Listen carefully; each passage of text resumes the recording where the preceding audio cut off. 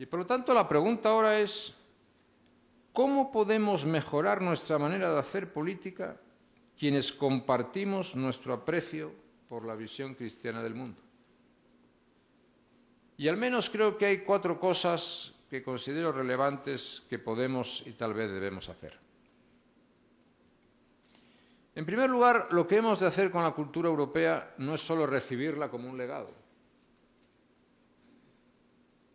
Debemos preservar intacto ese legado, pero debemos abordarla críticamente para depurarla y también para ofrecerla a otros. Como una nación, en los términos que Edmund Burke habló de este concepto, una asociación entre quienes nos han precedido, que nos ofrecen su experiencia, a veces amarga, y su sabiduría, nosotros mismos, que podemos aprovecharnos de ello, y finalmente quienes nos sucederán, que deben recibir lo que seamos capaces y sepamos transmitirles.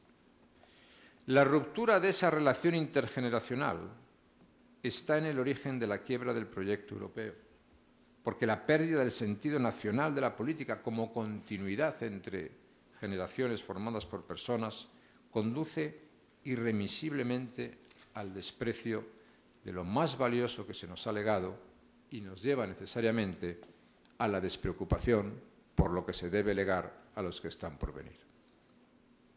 Y no es casualidad que entre nosotros, por ejemplo, la expresión económica y presupuestaria del eclipse del buen concepto de nación sea el gasto desmesurado, sea el déficit desmesurado, sean las deudas enormes. Es decir, para llamar a las cosas por su nombre, la costumbre de gastar sin pagar, porque no se es capaz de tener presente el interés de quienes nos han de suceder, ni se es capaz de apreciar la experiencia y el consejo de quienes nos han precedido. Y en este sentido, no me cabe duda de que en gran medida la crisis fiscal que vivimos es también y en esencia una crisis moral. En segundo lugar, debemos evitar algo que terminaría por ser realmente destructivo para la Iglesia y para el cristianismo, y es la pérdida de su mensaje genuinamente religioso y su transformación bien en una trinchera cultural, bien en una trinchera política. No debemos aceptar una devaluación del cristianismo como religión en sentido estricto, o si se me permite la expresión, como orden sacramental.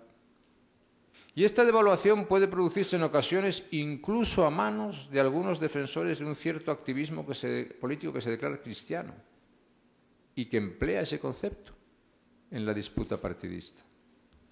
Y esto yo creo que es un extravío doctrinal y desde luego es un inmenso error político.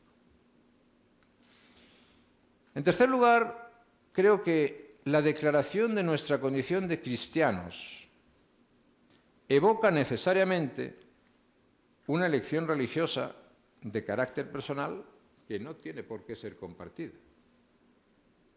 Para preservar el sustento moral y cívico de nuestras sociedades europeas, debemos actuar con inteligencia para no mezclar los planos del análisis y para evitar malentendidos. El cristianismo, que no es fe personal, o cuando no es fe personal, sino legado cultural, puede ser mejor servido mediante conceptos que ayuden a hacerlo atractivo, incluso para quienes no disfrutan del don de la fe. Y ese don es demasiado importante como para hacer de él un instrumento de la disputa política. Y es evidente que esa no es nuestra intención y que tampoco lo es la de Marcelo Pera, que explícitamente rechaza esta idea. Pero ya sabemos también que hay quien es capaz de dar por leído un libro sin pasar